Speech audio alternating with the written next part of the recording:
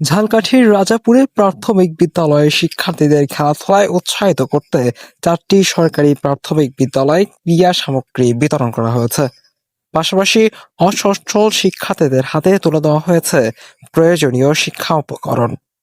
মঙ্গলবার দুপুরে ব্যক্তিগত উদ্যোগে এসব সহায়তা দেন রাজাপুর উপজেলা যুবদলের যুগ্ম আহ্বায়ক মোহাম্মদ আসাদুজ্জামান পনির।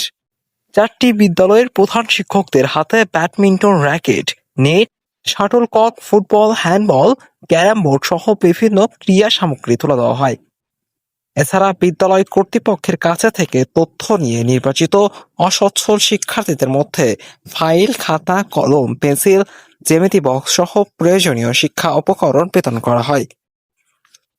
আয়োজক মোহাম্মদ আসাদুজ্জামান পনির বলেন, অর্থের অভাবে কোনো শিক্ষার্থীর পড়াশোনা যেন বাধাগ্রস্ত না হয়, এই লক্ষ্যেই নিজের সামর্থ্য অনুযায়ী তাদের পাশে দাঁড়ানোর চেষ্টা করেছেন তিনি।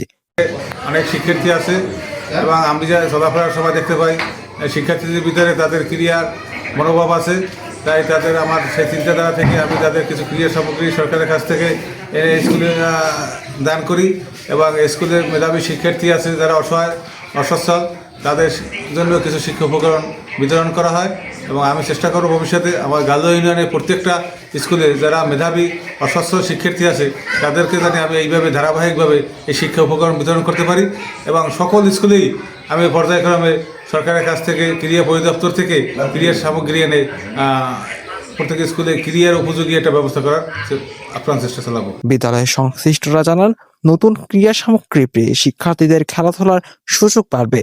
একই সঙ্গে শিক্ষা উপকরণ পাওয়ায় অসচ্ছল শিক্ষার্থীদের পড়াশোনার আগ্রহ ও উৎসাহ আরো বাড়বে বলে আশা করেছেন তারা।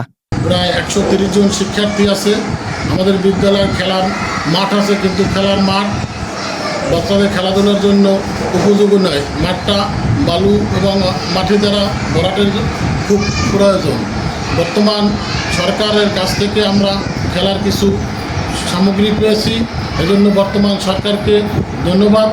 এই খেলার সামগ্রী আমাদের আপ্রাণ চেষ্টা করতেছি আমরা ছাত্রছাত্রীদের, কিন্তু এভাবে খেলার সামগ্রী পাওয়ার কারণে আমরা আমাদের ছাত্রছাত্রীদেরকে বিভিন্ন খেলাধুলায় আরও উপযুক্ত করে তুলতে পারবো এবং এভাবে আমরা যদি এভাবে আরও কিছু উপকরণ খেলাধুলার জন্য সরকারের কাছ থেকে আমরা পাই, তাহলে আমরা আমাদের প্রতিষ্ঠানকে আরও যোগ্য খেলাধুলার মাধ্যমে আমাদের প্রতিষ্ঠানকে আরও সুনামের সহিত প্রতিষ্ঠানকে সামনের দিকে অগ্রসর করতে পারবো।